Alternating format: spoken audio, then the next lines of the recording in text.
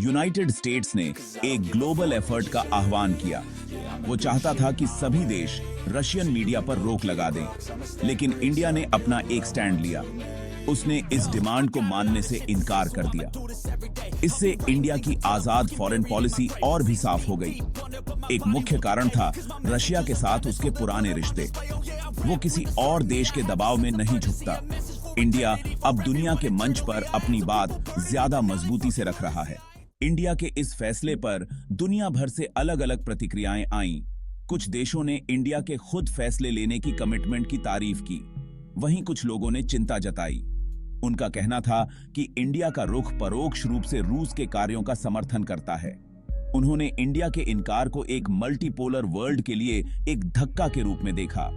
India US और Russia दोनों के साथ अच्छे संबंध बनाए रखना चाहता है। ये स्थिति इंडिया के बढ़ते प्रभाव का प्रमाण है।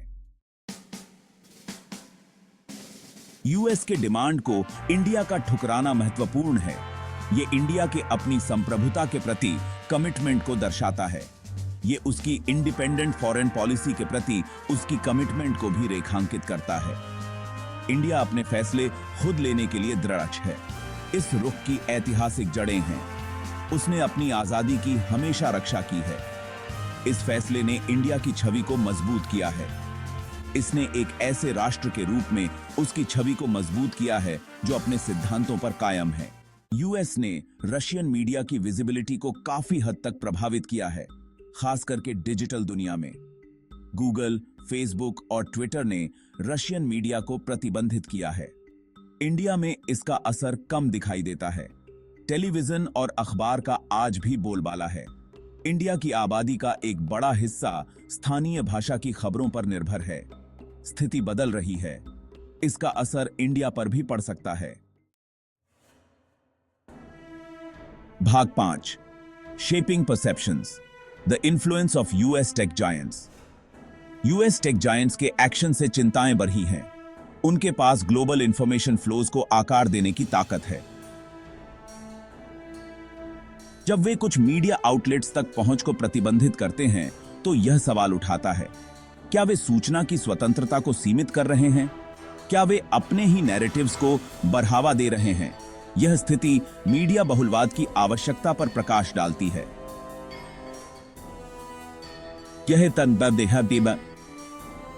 यह अलग अलग आवाजों की आवश्यकता पर प्रकाश डालता है। अलग अलग व्यू पॉइंट्स तक पहुंच होना बहुत जरूरी है। इसी तरह लोग अपनी राय बनाते हैं। यह एक ही नैरेटिव के दबदबे को रोकता है। इंडिया अपने विविध मीडिया परिदृश्य के साथ अपेक्षाकृत कम प्रभावित है। हालांकि हेरफेर की संभावना तो है। इंडिया के लिए अपने खुद के इंडिपेंडेंट मीडिया प्लेटफॉर्म विकसित करना बहुत जरूरी है। इससे यह सुनिश्चित होगा कि उसके नागरिकों के पास व्यापक पर्सपेक्टिव्स तक पहुंच हो। भाग 6, towards media independence, a strategic imperative.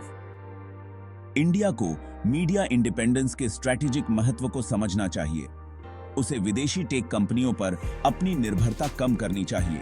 उसे अपने खुद के प्लेटफॉर्म को बढ़ावा देना चाहिए। यह जानकारी तक मुफ्त और निष्पक्ष पहुंच सुनिश्चित करने के लिए जरूरी है।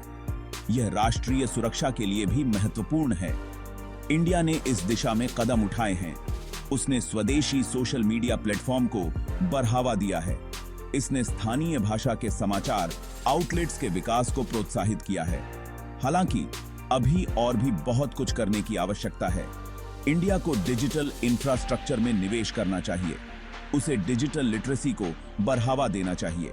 उसे एक ऐसा माहौल बनाना चाहिए जहां इंडिपेंडेंट मीडिया फल फूल सके। इसके लिए एक बहुआयामी दृष्टिकोण की आवश्यकता होगी। इसमें सरकारी नीतियां और निजी क्षेत्र की भागीदारी शामिल होगी। इसमें सरकारी नीतियां। भाग 7, charting a course, navigating future pressures. India को भविष्य में भी इसी तरह के दबावों का सामना करना पड़ सकता है। जैसे जैसे वह ग्लोबल स्टेज पर खुद को स्थापित करेगा, उसे विरोध का सामना करना पड़ेगा। यह कई रूप ले सकता है। यह आर्थिक दबाव हो सकता है, यह राजनैतिक दबाव हो सकता है, यह उसके मीडिया परिदृश्य को प्रभावित करने का प्रयास हो सकता है। इंडिया को इन चुनौतियों से निपटने के लिए तैयार रहना चाहिए। उसे अपनी स्ट्रेटेजिक ऑटोनॉमी को मजबूत करना चाहिए।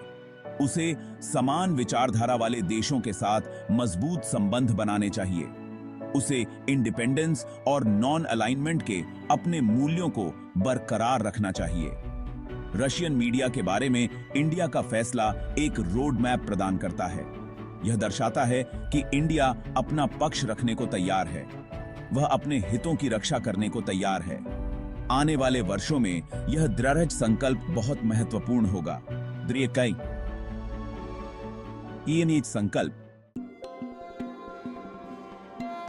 भाग 8।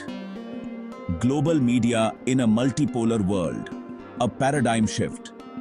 मौजूदा हालात एक बड़े बदलाव की ओर इशारा करते हैं। ग्लोबल मीडिया लैंडस्केप बदल रहा है। यह एक यूनिपोलर मॉडल से दूर जा रहा है। इस मॉडल में वेस्टर्न मीडिया आउटलेट्स का बहुत दबदबा था। यह एक ज्यादा मल्टीपोलर मॉडल की ओर बढ़ रहा है। इस मॉडल में अलग-अलग आवाजें और पर्सपेक्टिव्स उभर रहे हैं। इस बदलाव के पीछे कई कारण हैं। नई मीडिया तकनीकों का उदय एक भूमिका निभाता है। नॉन वेस्टर्न ताकतों का बढ़ता प्रभाव भी एक वजह है। यह मल्टीपोलर मीडिया लैंडस्केप अवसर और चुनौतियां दोनों पेश करता है। यह ज्यादा समझ बढ़ाने की क्षमता प्रदान करता है। यह एक ज्यादा संतुलित कथा की संभावना प्रदान करता है। हालांकि इससे बढ़ते हुए विभाजन का भी खतरा है। इससे बढ़ते हुए ध्रुवीकरण का भी खतरा है। इस जटिल परिदृश्य को समझने के लिए समझदारी की जरूरत होगी। इसके लिए बातचीत के प्रति प्रतिबद्धता की आवश्यकता होगी। कि देखें का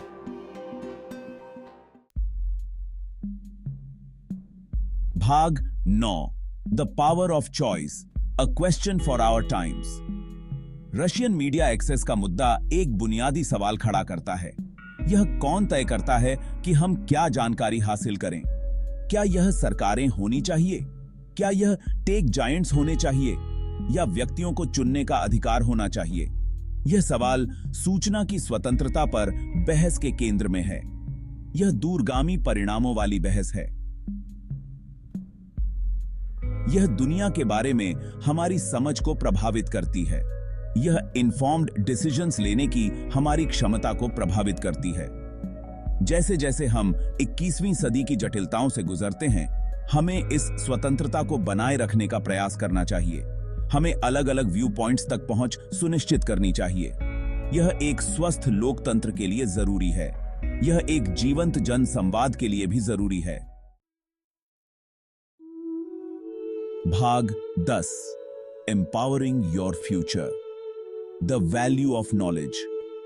जानकारी के इस दौर में बहुत आसानी से हम ओवरवेल्म्ड महसूस कर सकते हैं। यह याद रखना बहुत जरूरी है कि ज्ञान ही शक्ति है। ग्लोबल अफेयर्स के बारे में जानकारी रखकर आप खुद को सशक्त बनाते हैं। आप अपने आसपास की दुनिया को बेहतर ढंग से समझ सकते हैं। आप इन्फॉर्म्ड चॉइसेस कर सकते हैं। जो लोग कॉम्पिटिटिव एग्जाम्स की तैयारी कर रहे हैं, उनके लिए यह और भी महत्वपूर्ण है। करंट अफेयर्स पर मजबूत पकड़ होना बहुत जरूरी है। यह आपके सामान्य ज्ञान को बढ़ाता है। यह आपको जटिल मुद्दों का विश्लेषण करने के लिए तैयार करता है। आपको जानकारी रखने में मदद करने के लिए कई संसाधन उपलब्ध हैं। विश्वसनीय समाचार स्रोत आवश्यक हैं। विशेषज्ञों द्वारा इनसाइटफुल एनालिसिस भी महत्वपूर्ण हैं। अपनी समझ को व्यापक बनाने के लिए इन संसाधनों का उपयोग करें। भाग 11। Conclusion, India's stand, a beacon of independence. US demand को ठुकराने का इंडिया का फैसला एक ऐतिहासिक क्षण है। यह इंडिया के अपने मूल मूल्यों के प्रति कमिटमेंट को दोहराता है। यह दुनिया में अपना रास्ता खुद तय करने के उसके दृढ़ संकल्प को रेखांकित करता है। यह रुख किसी से छिपा नहीं है।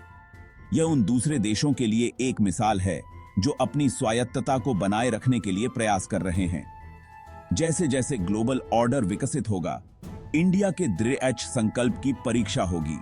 हालांकि इंडिपेंडेंस के प्रति उसकी प्रतिबद्धता, एक मल्टीपोलर दुनिया में उसका विश्वास और अपने लोगों के प्रति उसका समर्पण उसके मार्ग का मार्गदर्शन करेगा। यह यात्रा अवसरों और चुनौतियों दोनों से भरी होगी। अपने सिद्धांतों पर अडिग रहकर ओवो पोपुकास जीम अब की इंडिया इन जटिलताओं से पार पा सकता है।